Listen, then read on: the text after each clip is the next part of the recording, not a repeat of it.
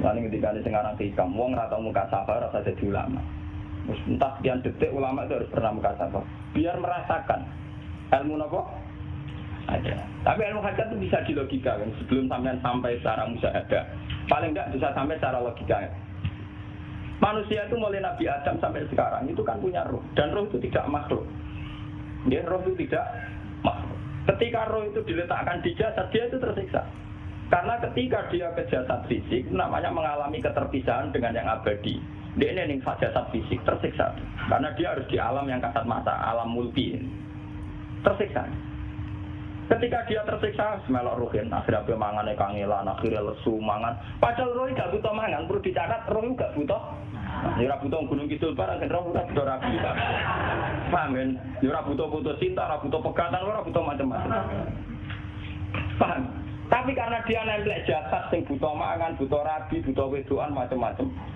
Akhirnya roh tersiksa. Suatu saat kalau roh ini dalam bahasa manusia mati, ini dalam bahasa manusia mati. Ini hakikatnya roh itu tidak mati, dia kembali ke habitatnya. Itu disebut innalillah. Kita ini dari awal ya dengan Allah. Wa inna ilaihi juga kemudian nanti kita pasti kembali ke Allah. Dan itu diyakini betul oleh orang wahdatul wujud. Jadi kalau roh mati itu ya tidak ada mati.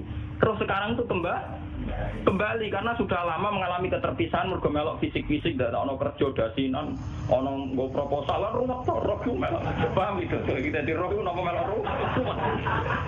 Lah roh yo tersiksa aku ora butuh mangan, ora butuh proposal, bocah ngalor. Itu tersiksa. Makanya dalam cerita-cerita Jalaluddin Rumi yang otentik di kitab-kitab begitu. Ketika beliau mau meninggal muridnya itu nangis dari Jalaluddin Rumi. Kamu jangan nangisi saya ini mau pesta, saya ini mau pesta perkawinan. Kamu tidak merasakan penyesalan saya ini lama menyesal karena harus hidup bersama kamu. Terus saya ini tersiksa karena mengalami alam yang rusak, yang fana. Alam yang harusnya roh saya itu di alam abadi bukan di sini. Maka jangan tangisi kematian saya. Kematian saya adalah kembalinya roh ke habitatnya. Semenjak itu kematian dianggap malam perkawinan karena roh kembali. Ciri utama ilmu pamungkas itu dikakno nek wong ape mati ora digo pidato, paham gitu. Ben sampean ngerti ini asli riwayat lho. Akhirnya Mu'ad mau kapundhut itu diceritakno hadis iku.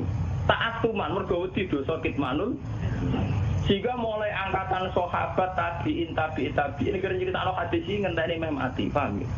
Ora go modal pidato. Saiki mboten enten etika ngoten mboten. Sing pidato ya mergo ora paham. Aku yakin sing pidato ora tau maca hadis iki lengkap. Mungkin dhewe yang ngutip sing rungokno ya tambah ora paham. Wes ora paham seneng mergo mlebu swargamu murah cocok gak paham. Jadi ku asal usule ini. Tapi teks asli tentang jaminan mangkola la ilaha illallah dakhala jannah itu ngalami kayak begini. Ngalami dialek ilmiah, ngalami pertimbangan sebab akibat. Dan akan bahaya kalau manusia meyakini la ilaha illallah kemudian langsung dakhala. Makanya Nabi disomati Umar, fakal lihim ya'mal. Jangan begitu ya Rasulullah, manusia biar saja. Tidak usah ngendikani begitu, mari enak-enakan. Tidak usah ngamal, mereka mentang-mentang sekolah la ilaha illallah. Ya itu dari segi riwayat. Akhirnya dari Nabi sampai tabi'in sampai kita, riwayat itu sampai kita itu nunggu inda wautihi. Yaitu kalau sudah mau mati baru diriwayatkan ke muridnya, ke anaknya. Begitu terus. Sampai zaman Edan ini juga modal beda. Mulane kadang iki bener riwayat zaman akhiru kasirun kutoba qalilun ulama. Sing tukang pidato akeh ulama emosi. Artinya apa? Agama yang sampai ke masyarakat itu kan yang versi mubalek. Karena rata-rata ulama ora iso pidato, mergo ora lucu. Sing pidato lucu laris tapi cara menyebarkan agama mbok bener mbok ora tau sinau. Lah dina mlepuk ben telu le sinau kapan? Paham? Mesti kok pidato peng. Iku ora mutolaah aku kapan? Gua boten ate pengajian tuh kelompok tangga kula ngundang pengajian itu boten ate. Omong terkenal. Boten ate. Tapi rata-rata sing diundang balik rata-rata nanti ngaji kula mesti kula nuwun tenan ampun tenan. Ya itu jangan kula nggih sing satu ulama ben ulama. Ulama semulang ngaten iki ora sabda. Sing ngundang dosa. Paham? Ngundang dosa. Kula sering diundang yang tak omongi, kowe juga gambar ulama-ulama kon pidato. Tapi ini kersane wonten ulama sing pidato dosa. Ora niat ngaji ngene, gak gelem ya wis. ulama gambar. Pidato ya ben pidato amun ngono. Tapi ya muga-muga tobat nak gawe ajaran salah. Jadi bahaya sekali. Makanya ini kembali itu tadi saya mengatakan dari segi riwayat. Asal usulnya hadis man qala la ilaha illallah dakhala jannah. Ternyata Rasulullah itu disomasi Umar. Itu bahaya sekali ya Rasulullah kalau itu dimaklumatkan, dipublikasikan. Nyatanya Nabi nuruti faqallihim ya'malun. Begitu juga ketika era Mu'ad. Ketika Mu'ad minta supaya itu disebarluaskan oleh Nabi ya jangan. Sehingga Mu'ad meriwayatkan itu nunggu indah mautihi ta'atuman karena takut kitmanul ilmi meskipun gitu tetap diberitakan tapi nunggu dekati mati. Dan cara memberitakan Mu'ad murni karena takut menyimpan ilmu. Kalau disimpan Mu'ad kan bahaya. Ilmu itu tidak sampai ke tabiin, tidak sampai ke kita kan. Andai kan saat itu Mu'ad tidak tapi kalau menceritakan secara berlebihan, secara arogansi, secara memanfaatkan, nanti juga menjadi Islam yang gendo-gendo, mergo mentang-mentang wis modal la ilaha illallah. Itu bahayanya kalau diceritakan secara ngawur, melahirkan Islam gendo. Mentang-mentang mengqala la ilaha illallah. Tapi kalau tidak ada menceritakan sama sekali, ilmu ini hilang. Sehingga kita baca dua riwayat ini sudah sempurna. Riwayatnya tetap kita sampaikan, tapi sempurna. Termasuk pertimbangan fakholihim ya'mal. Terus nomor 2, saya bicara dari segi syariat. Ini dari segi riwayat. Kita punya trauma, entah itu fiktif, entah nyata, entah apalah. Kita punya trauma kasus Siti Jenar. Orang yang mendalami la ilaha illallah secara intensif, ya, entah itu disebut kalimat sodo, bosululuk, boseloko, mbah kono pokoknya. Orang yang memahami la ilaha illallah secara intensif, itu pasti menuju ilmu hakikat. Dan menuju ilmu hakikat pasti ngalami hakikat yang khoyali. Ini rungokno tenan iki. Hakikat yang nopo? Khoyali. Dan hakikat yang khoyali ini mulai menipu. Ya, kalau sudah begitu ruwet. Misalnya ngeten nggih. Ketika kula maca nggih diskusi ini utawa perdebatannya kali jago mbek Siti Jenar. Saat itu ada Sunan Bonang juga. Kamu sujud pakai apa kali jaga? Ya pakai jasad. Dari Siti Jenar, daging kamu itu hanya onggokan daging. Nanti itu jadi bangkai. Dan setelah jadi bangkai itu habis. Kamu nanti ditulis Tuhan tidak termasuk yang sujud. Kebuah ada yang sujud itu bentek. Mikir kan juga. Rugi ke sujud bebadok be tangan. Jasad tem sebenarnya kuntek. Orang-orang sing cerita kowe nak sujud mergo jasad itu mau sebenarnya dadi bang. Lah nek ngono sujud ning hakikat ora usah bathuk, ora usah tangan, ora usah sikil, yo rohom iku lho kon sujud mbek pangeran. Nek sujud mbek fisik ku rugi wong fisik sobanan. Mikir kali. Wong bolak-balik kali Joko mantan wali preman terus jadi debat pusing. Siti Jenar tahu belajar tasawuf ning Irak. Sing jelas sing mulang gak satem ora menangi. Wah, ini menjadi perdebatan.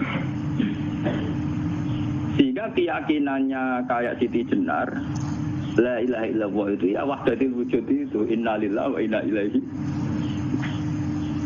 Selama ini kalau orang syariat misalnya, orang syariat itu kalau ada orang mati, misalnya Kak Ruhin mati, ini aku kan muni innalillahi wa inna ilaihi raji'un, saiki Ruhin wis mati. Mati itu balik ning penge. Itu cara wong hakikat kan salah besar. Orang mati itu tidak ada, cara ilmu hakikat dan orang mati itu tidak ada. Roh ini tersiksa di alam fisik. Jadi ruh ini tersiksa di alam fisik. Karena ketemu ning jasate ruh. Tersiksa itu. Akhire ape mangane kudu kerja piring Jepang tersiksa roh. Asal roti memang tersiksa. Misalnya kiai ape mangane dadak kudu pidato 2 jam bareng tersiksa. Roh kenapa? Tersiksa. Mergo roh ora buta mangan, ora buta ngombe, tapi gara-gara melok fisik. Paham ya? Loh ini tenang dia ketawarai ya bener. Lah kula boten. Sampeyan betul lho guru waras maksudnya nggih. Artinya waras secara akademik karena ada referensi, ada marojek nggih. Waras secara hakikat. Kula niku umpama merasake sampeyan wis ilmu hakikat. Artinya saya juga ngalami ilmu hakikat. Lan ketika sing aran hikam wong ra tau muka safar ora jadi ulama. Entah sekian detik ulama itu harus pernah mukasabah biar merasakan ilmu nopo aja. Tapi ilmu hakikat itu bisa dilogikakan sebelum sampai secara musyahadah. Paling enggak bisa sampai secara logika. Manusia itu mulai Nabi Adam sampai sekarang itu kan punya roh, dan roh itu tidak makhluk. Ya, roh itu tidak makhluk. Ketika roh itu diletakkan di jasad, dia itu tersiksa. Karena ketika dia ke jasad fisik, namanya mengalami keterpisahan dengan yang abadi. Dia ini jasad fisik tersiksa. Karena dia harus di alam yang kasat mata, alam mulki. Tersiksa. Ketika dia tersiksa, melok ruhin, akhirnya dia mangan kangelan, akhirnya lesu mangan. Padahal roh gak butuh mangan, perlu dicatat roh gak butuh. Ya butuh gunung kidul barang, kan roh ora butuh rabi. Paham kan? Ya butuh putus cinta, ora butuh pegatan, ora butuh macam-macam. Paham? Tapi karena dia nempel jasad sing butuh mangan, butuh rabi, butuh wedoan macam-macam, akhirnya roh tersiksa. Suatu saat kalau roh ini dalam bahasa manusia mati, ini dalam bahasa manusia mati. Ini hakikatnya roh itu tidak mati, dia kembali ke habitatnya. Itu disebut innalillah. Kita ini dari awal ya dengan Allah. Wa inna ilaihi juga kemudian nanti kita pasti kembali ke Allah. Dan itu diyakini betul oleh orang wahdatul wujud. Jadi kalau roh mati itu ya tidak ada mati. Roh sekarang itu kembali karena sudah lama mengalami keterpisahan mergo melok fisik-fisik dak ono kerja dasinan, ono nggo proposal ruwet to roh ku melok. Paham itu? Kita di roh ku napa melok roh. Lah roh ya tersiksa ngaku ora butuh mangan, ora butuh proposal bocah ngalor. Itu tersiksa. Makanya dalam cerita-cerita Jalaluddin Rumi yang otentik di kitab-kitab begitu. Ketika beliau mau meninggal, muridnya itu nangis. Dari Jalaluddin Rumi, kamu jangan nangisi saya ini mau pesta, saya ini mau pesta perkawinan. Kamu tidak merasakan penyesalan saya ini lama menyesal karena harus hidup bersama kamu. Terus saya ini tersiksa karena ngalami alam yang rusak, yang fana. Alam yang fana. Harusnya roh saya itu di alam abadi, bukan di sini. Maka jangan tangisi kematian saya. Kematian saya adalah kembalinya roh ke habitatnya. Semenjak itu kematian dianggap malam perkawinan karena roh kembali. Walhasil ngene iku cara ilmu tasawuf bahasa Arab jenenge wahdatul wujud, kena Jawa Yogya Solo keadaan iku jenenge manunggaling kawula. Mergo sing rawan ngono rugen, Pak iki tak terangno detail. Jadi bathuk mesti iki buku sujud kan niku sampeyan ilang. Dadi seksine ora ono cara teorine sinten Siti. Rugi kowe. Jadi ya gento. Tak kali coba mantan preman jak debat terus ora ngono mbok terus tak pateni kowe. Lah debat iki ora iso. Premane kumat. Ya sam preman jak debat ilmi. Ngono ku model. Kali Joko yo ora salah, dhisik Sayyidina Umar nggih ngoten. Umar sahabat top, lha sik debat atau milih patenane ya Rasulullah. Gak iso dene ilmiah. Mantar preman pasar ukat terus dadi sahabat top. Debat yang milih mate. Ada wonten cerita wong Yahudi njaluk keputusan Nabi. Bareng wis diputusno Nabi cek mamang. Ndak tenang keputusane ngono dalam sengketa duniawi. Bariku takok ya Ali. Ya Ali, aku mau sowan ning Nabi Muhammad. Dikai keputusan Nabi Mamang, cara kowe pilih. Sampai Ali dikai keputusan persis kanjeng Nabi. Cek Mamang meneh takok Umar. Takok Umar aku mau ning Muhammad, ning Ali dikai keputusan kok Mamang, Mar. Cara kowe piye? Urusan duit. Enteni itu. Entah dia mlebu buat apa. Wong diputusno Nabi ora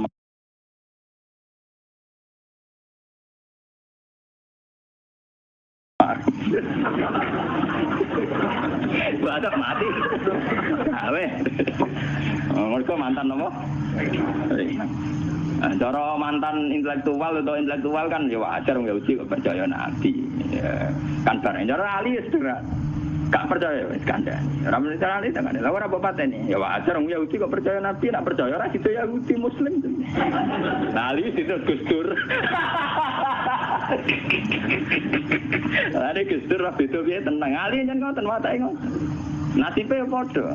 Ali itu ilmuwan yang jadi presiden gak sukses. Sing niru Gus Dur. Mergo ning dinggo negara wong pinter mimpin ra sukses. Wong pinter gampang maklumi. Lah misalnya kita jadi kiai wong pinter. Pak Yai santri ini pacaran. Maksud jangan anak cerita besok. Wah, ruwet. Terus malah dalil dinalina subuh syahwat minan. Piye padha tanpa pelaturan. Paham ya? Ruwet apa? Mulane aja geman, iki teman-teman aja geman. Sing biasa wae ana syariate sithik-sithik. Sing kemana ana santri pacaran tersinggung, ana santri nakal tersinggung, sing ana rasane lha donya ana napa? Jadi nak guru kula nu urusan ilmu semi hakikat. Mulane mon gitu. Sehingga kayak Siti Jenar, cara pandang Siti Jenar itu masuk betul ning gone pemikiran para santrinya. Kados Ki Ageng Pengging, siapa masuk betul karena masuk akal. Cara mereka apa? Betapa tidak ada artinya fisik ini. Nah, kalau semua fisik ini tidak ada artinya, kemudian yang ada artinya itu roh, perjalanan apa? Perjalanan roh, sehingga diartikan inna lillah wa inna ilaihi raji'un. Inna sholati wa nusuki wa mahyaya wa mamati lillah. Lah kemudian sekarang sampean tak tanya misalnya, ini latihan ilmu hakikat. Wa mahyaya lan penguripan ingsun. Kalau ingsun itu artinya fisik atau jasad, itu keliru besar karena jasad tidak pernah hidup. Yang hidup itu roh. Paham ya? Sekarang artinya wa mamati itu apa? Kematian ingsun. Kalau roh itu tidak pernah mati, berarti kematian roh adalah keterpisahan dengan yang agung atau yang abadi. Dan semuanya itu lillahi rabbil alamin. Sehingga mereka mengatakan kematian itu satu pesta. Mulane kados Bilal ditakoki, ya Bilal, ketika murid-muridnya nangis bergape mati, Bilal ge seneng ae. Badan nalqal ahibbah Muhammad dan wa hisbah. Ya nak mati malah seneng tuh ketemu kekasihku. Sebab itu kematian tidak pernah jadi problem bagi mereka sing soleh, sing menembus ilmu hakikat. Paham? Tapi ilmu hakikat kayak ini itu yang diyakini Siti Jenar, diyakini Jalaluddin Rumi, diyakini para wali-wali wahdatul wujud. Dulu Syekh Husain Sinten Al-Halal. Itu kemudian melahirkan prahara syariat. Prahara apa? Syariat. Sebab itu Wali Songo, oke Siti Jenar benar dalam filosofinya, tapi harus dibunuh karena menjadi prahara syariat. Sama dengan yang dikatakan Nabi itu benar, tapi menjadi prahara syariat. Akhirnya disomasi oleh Umar radhiyallahu anhu. Jadi sebetulnya sama, pola-pola ceritanya sama. Intinya sebuah ilmu hakikat harus dikawal napa? Syariat. Nggih kula bolak-balik. Contoh paling gampang wit pisang. Wong nak mangan gedang kulitnya tetap dibuang. Tapi umpama gedang dari awal ora usah kulit, ra sido dadi gedang. Paham nggih? Meskipun kon ape dipangan ya dibuang. Tapi kita tidak bisa membayangkan pisang dari awal tanpa napa? Mbah kekeringan, mbah bosok, mbah ra sido dadi napa? Pisang. Terus pentingnya syariat lagi begini, gitu. Malah penting ngaji wali-wali syariat yang pinter kados Sunan Kudus, kados Sunan Bonang. Andai kan tidak ada syariat itu dunia pun mesti rusak. Contoh paling gampang masalah pornografi, porno aksi. Jadi jenengan aja omongi ngono ibu ngakak-ngakak deh. Dari pangeran wis pirsa, kowe nek klambi pangeran ora ora tentora ya ora usah klambenan. Wong ora ana gunane. Kalau yang paling penting itu nazarullah, kenapa kowe kelambinan barang, wong kowe kelambinan ora pangeran tetep pirsa. Nyatane di jenar nak mulang nggih cobaan. Kelambinan lah intine napa? Dinya ada nabi Sunan Bonang. Nah kowe percaya kabeh nazarullah ora usah napa? Kelambinan. Tetapi teori ora usah kelambinan iki dienggo tenan. Mulane nek pas wiridan aliran sesat ciri utama kira kelambinan tenan. Lah ruwet to. Lha iki tenan iki cerita. Iki pentingnya ngaji nggih. Ben sampean ngerti variasi riwayat, kemudian kita orang syariat harus kayak apa, kemudian kenapa menjadi aliran wahdatil wujud. Lah terus kita ini ya, kita ini kan orang syariat. Memang kelemahan orang syariat itu akeh kok sampean-sampean. Siji mesti ra kramat. Modele ora ada duwe bingung. Ruwet. Urip wong syariat lho apa? Dineng bojo wedi, dineng tangga wedi, pengaruhe menurun. Pancen orang syariat itu banyak kriminal tauhidnya itu memang jelas. Mulane kiai-kiai peken nek ketemu kiai-kiai sing setengah jaga wedi mergo iso nebak atine. Ndekne meriang ngono. Sing kiai ora tau salat keramat padahal ngambungan wong. Sungguh dino salat pas waktu kok ora tau keramat. Wong ape buah utang tanggane iku keramat apane? Sing kono ngawur-ngawur sowan pirang. Meriang oleh syariat ngadepi wong hakikat napa? Mulane jogeman gitu dadi wong syariat sing ngene iku bahaya. Nah kula mboten ngarah. Sampai dadi wong syariat sing ora keramat. Bahaya sekali itu bagi perjalanan agama. Kalau sering ketemu kiai-kiai yang terkenal keramat di Juwaduk tiang-tiang hakikat. Ditantang kanca-kanca kok wani. Nah, tantang aku tetep rawani kok. Mikir deh. Karena orang yang sama-sama ke jalur hakikat tetap punya alamat, tetap wonten simahum fi wujuhi min atharis sujud. Cara pandangnya mesti sama. Lalu kalau nanti ketemu murid, ya artinya yang ikut aliran Siti Jenar, dia ada sholat, ada apa, hidup di satu tempat gitu. Padahal dia bisa baca ihya. Dulu pernah mondok di Mekah, pernah di Irak. Dia meresahkan para kiai. Kemudian sebagian mereka minta saya suruh ketemu. Ya hasil kalau ketemu pertama ya. Jenengan Gus Ba, tapi zaman roh jenengku teu pernah tak arani muka sapa. Nggih biasa mawon. Kula ora usah kenal jenengan nggih kenal. Dadi kula nggih biasa mawon. Lalu pernah ngajar-ajaran saya Gus ning donya tak enteni mau turu-turu ngenteni mati ngono Gus kok ribet. Ijaban kula terus enak. Sampai ada wong hakikat wong ngenteni mati barang. Ya mati wis saiki iku. Terus ngenteni saiki padha-padha wis napa? Wis mati. Ya saiki wis padha-padha wis urip. Wis padha kabeh. Nah cara ilmu hakikat kan terus sama semua. Napa? Sama semua. Tadi makanya itu tadi. Kalau baleni malih logika hakikat itu begitu ya. Roh itu ditiupkan oleh Tuhan ke kita. Kemudian roh karena ikut alam fisik, alam jasad, roh ngalami yang kita alami. Nggih. Ketika roh ngalami yang kita alami, dia tersiksa. Nah, ketika roh sudah terpisah dari jasad yang mengekang, yang memenjara ini, dia senang terus kembali ke Tuhan. Ini disebut inna lillahi wa inna ilaihi. Nah, jasad ini kemudian menurut ilmu hakikat nggak ada gunanya sama sekali total. Hilang di telan tanah. Nah, kalau begitu jasad ini nak mbok agul-agulan. Gusti bathuk kula tak nggo sujud tangan kula ndi buktine tangan wis ra ono. Bathuk wis ora. Mulai dari Siti Jenar, hanya wali bodoh kayak kalian yang punya ajaran bodoh begitu. Malah rasupan terus. Mulane Sunan Kalijaga semangat kon mateni mergo tambah omongane glodro dindi. Tapi yang enggak disadari Siti Jenar yaitu tadi. Inti dari ilmu hakikat itu kan tunduk sama kersane Tuhan. Kalau sudah tunduk pada kersane Tuhan, kalau kersane Tuhan roh kita harus di jasad. Dan wujud jasad kita ini juga karena kehendak Tuhan. Kenapa yang wujudnya jasad yang karena kehendak Tuhan engkau ingkari? Sementara wujudnya roh tidak kamu ingkari. Toh wujudnya jasad ya bi iradatillah wa bi masyiatillah. Wujudnya roh ya bi wujudit bi masyiatillah wa iradatillah. Harusnya fungsi jasad juga harus kamu akui toh Siti Jenar. Wong sekarang kita punya jasad ya bukan karena kita, karena kehendak Allah. Kenapa kamu ingkari? Berarti kamu mengingkari kehendak meneng Siti Jenar.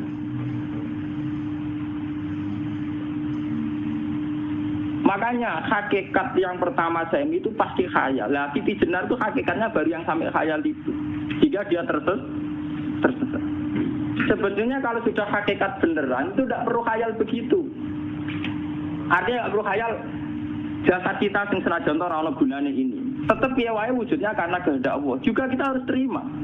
Apapun kekurangannya, apapun kenaifannya, ironisnya harus kita terima. Ini sebagai bentuk penerimaan kita pada masyiatil. Begitu juga keadaan roh kita sebagai penerimaan atas masyiatil. Meskipun ada teori-teori roh yang lebih valid. Lebih valid misalnya begini. Kanjeng Nabi itu suatu saat ininya terputus karena perang Uhud. Itu Kanjeng Nabi dia dolanan drijine. Napa cara niki napa jari jemari ini Nabi putus. Iki dolanan. Jadi Nabi sendiri kadang sering ngajarkan ilmu hakikat. Hal lagi illa usbun udmiyat wa fi sabilillahi ma laqitu. Kowe ora trimo fisik, bentuk fisik jari jemari sing ditebir berdarah. Tapi nak kue-kue fisabilillah ayo wis balik ning habitatem. Jika kenapa para sahabat itu ketika dicincang, ketika putus tangannya, putus kakinya, sahabat yang usul ke ilmu hakikat itu malah senang. Karena jasad kita ini kan ila sabilillah menuju jalan Tuhan. Sekali dia sudah terluka fisabilillah itu sudah menemukan formatnya. Cara teori Cina bisa menemukan formasinya. Paham gitu? Ora kok malah ngeluh itu berarti goblok kok ngeluh paham tak? Paham ini apa? Jadi, makanya Nabi ngendikan ya itu sudah ketemu formatnya. Ketika rohnya para syuhada nanti kembali ke Tuhan ya ketemu formatnya lagi. Itu disebut wala taqulu lima yuqtalu fi sabilillah amma. Dia tidak mati sesuai formasi awal. yaitu roh kembali ke Tuhan dan jasad ikut mengawal. Nah itu Nabi kadang ya pakai ilmu hakikat begitu. Mulane kula bolak-balik matur, kula nunggis mulai umur 20 tahun nopo pinten. Kula ngadeni nggih gadah penyakit dan ekstrim penyakit saya. Sampai saat ini kula nak ngobatno ndak lebih 50% karena saya tetap berpikir. Misalnya cara syariat kan berubah, tapi cara hakikat apa betul keberadaan saya di alam ini penting? Sehingga aku kepengen urip tak bela-belani ngantek atusan juta. Jangan-jangan penting mati ikuti bang uripku. Lah nek ngono lha apa tak bela-belani? Entek atusan juta. Jadi misalnya kita berobat ya mau ya dari nabi kan berobat ya berobat. Pokoknya kita Islam ngasih mau geruda-gerudu kadang orang paham. Sekali kamu mengamati dengan sisi hakikat. Coba sekarang sampean pikir, coba sekarang nggak pakai logika hakikat, pakai logika syariat saja. Saya ini misalnya asetnya 10 juta, misalnya, saya punya aset. Tapi misalnya aku rugi nawan atau dipengaruhi di masa depan sama nih. Kalau pulau kan soalnya secara teori di masa, misalnya pulau rugi, artinya kere di duit 10 juta aset. Tujuan saya sembuh kan supaya aku iso sembuh sehat, engkau iso kerja untuk anak. Tapi karena saya sakit nanti operasi tidak 10 juta. Operasi tidak 10 juta. Wong aku repera mesti iso marisi anak. Apa meneh nek 10 juta tak ada gue berobatku, malah jelas ra iso marisi. Lah nek ngono penting matiku ya dibanding 10 juta. Karwan iso diwaris langsung. Sementara anak aku mari dibiayai 10 juta rong mesti mari 10 juta mesti Artinya tidak ada jaminan kalau berobat itu secara fisik ke depan lebih baik. Soalnya malah ngentekno donya enggak jelas akibat positifnya. Misalnya tetap lumpuh duit teori loh. Bapak artinya apa? Teori hakikat tetap lebih benar bahwa hidup itu tidak ada artinya. Semua itu tidak ada artinya. Berobat apa enggak berobat semuanya tidak ada arti. Teori loh gini. Sehingga kalau kita tengah-tengah aja tengah-tengah kados kula misalnya loro nggih berubah. Gusti separuh kula nglakoni syariat tapi sebagai kula ulama fikih nggih separuh kula lakoni napa? Jadi kula tetep mboten ngarah obat 100%. Tapi orang ngarah berobat wong kula tiyang napa? Syariat. Tapi memang faktanya itu begitu. Cara Kanjeng Nabi kadang Kanjeng Nabi berobat. Kadang Kanjeng Nabi wis nikine tercincang digeguyon. Wahal lagi illa usbuun utwiyat ora mbok driji sing gak melok-melok. Nah, bukti bahwa jasad ini begitu tidak penting. Kayak Sayyid Hamzah. Menurut Sayyid Hamzah nganggep wahyu bentone ra karuan. Kalau teori Siti Jenar itu benar, teori Jalaluddin Rumi benar teorinya ya orang kok ra salate lho nggih. Maksudnya kok nganut ra salate. Benar cara analisis roh. Ketika Sayyid Hamzah dinyatakan mati oleh manusia, oleh hukum manusia dinyatakan mati karena dia sudah tidak bergerak. Dalam teori hakikat kan rohnya Sayyid Hamzah sudah fi khawasili tuyurin khudrin. Rohnya sudah diambil Tuhan, tidak mati. Paham ya? Ketika rohnya Sayyid Hamzah sudah diambil, jasad ini sudah tidak punya rasa. Sekarang secara syariat kasat mata kita tahu, wong jasad nak diinfus, di sayat-sayat dioperasi ora kroso. Apa meneh saiki ruhe wis terpisah. Lah ya jasad itu cek gampange dioperasi dibius saja terus tidak kerasa. Apalagi rohnya sudah diambil. Nah saiki bayangkan ketika Sayyid Hamzah itu sudah di atas. Niku kira-kira delok wahsi ra wong bentuk. Lho wong kok baca igabus. Ketika jasad benar-benar tidak penting, kemudian jasadnya Sayyid Hamzah kan dicincang oleh wahsi. Ketika rohnya sudah diambil kan Hamzah tidak merasakan. Berarti Sayyid Hamzah guyu-guyu wahsi cek bentuk nih gabus dicincang. Paham ya? Lho niki tenan. Artinya ketika pandangan manusia iba kepada Sayyid Hamzah karena dicincang, dimutilasi oleh wahsi tidak ngalami Pak Sinten, Sayyid Hamzah tidak ngalami apa-apa karena rohnya sudah bersama Tuhan. Dan iso wae Sayyid Hamzah malah guyu-guyu wahsi. Cek gobloke. Gabus kok dicincang. Lah nak ngono rak mirip, makanya nggih. Dalam hal ini itu dalam teori roh itu sebetulnya Siti Jenar tidak sesat dalam teori roh. Tapi jangan katakan itu penemuannya Siti Jenar. Siti Jenar itu terlambat. Sebelum itu ada Husain Al-Khallas, sebelum itu ada Jalaluddin Rumi. Sebelum itu juga ada sahabat, ada nabi. Cuma cara aplikasinya Siti Jenar melenceng. Jadi jangan katakan kok tak kampus-kampus, itu pendapat Siti Jenar itu malah goblok meneh. Siti Jenar itu wis anut, paham nggih maksud apa? Wis anut. Nah, teori yang sama terjadi pada Yesus Kristus. Ketika Yesus misalnya secara lahir dicincang, dimutilasi, diapakan oleh orang Yahudi. Sebetulnya rohnya dia sudah bersama Tuhan, kembali ke Tuhan Bapa, nah cara Kristen. Nah cara Islam ya balik ning pangeran. Andikan itu iya, itu ya tidak ada masalah karena hakikatnya dia tidak dicincang, tidak dibunuh. Andikan iya lah, tentu menurut Islam yang dibunuh Yudas atau siapa itu yang masuk piala.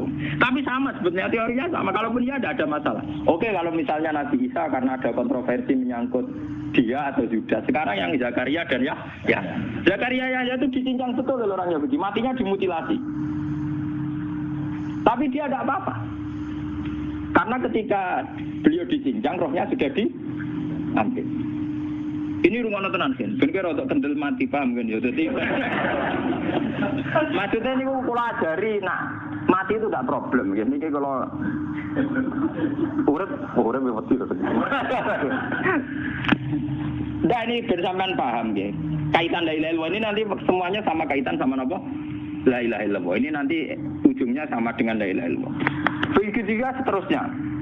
Misalnya Yahya kalian sinten? Zakaria. Ketika Tuhan ditanya, jadi tenggene alam malakut pengiran ditakok, ya Allah, Yahya dan Zakaria itu kan hamba pilihan engkau. Ketika dicincang kok jenengan biarkan. Endi Yahya Zakaria dicincang? Aku iku ora goblok dari pengiran. Sedurunge dekne dicincang jasate ruhe tak jupuk. Dadi dekne ora krasa blas. Begitu juga yang tafsir-tafsir sampean lihat wa Maryam. Sayyidah Maryam yang istrinya Fir'aun. Itu kan dia iman sama Nabi Musa Asiyah, ya Asiyah imro'ati napa? Fir'aun. Asiyah imro'ati Fir'aun, ya. Itu kan dihukum oleh Fir'aun. Ketika mau ditumpahi napa? Batu besar. Iku Allah ketika di pangeran, ya malaikal maut, cepat ambil rohnya sebelum dihunjami batu besar. Terus rohnya diambil. Sebab itu dalam hukum Tuhan, Tuhan itu tidak merasa bahwa Tuhan membiarkan Asiyah, membiarkan Hamzah, membiarkan Yahya, membiarkan Zakaria. Dalam hukum Tuhan semua orang ini roh-roh terhormat. Akhirnya nak anggo teori iki sing nyincang malah goblok, wong gabus goblok cincang ora usah. Nah anggo teori iki malah berbalik, sing goblok sing nyincang. Paham?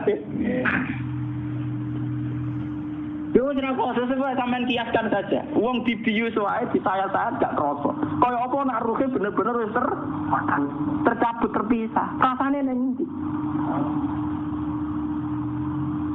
Iki disebut wala taqulu limayuk talu fi sabilillah napa?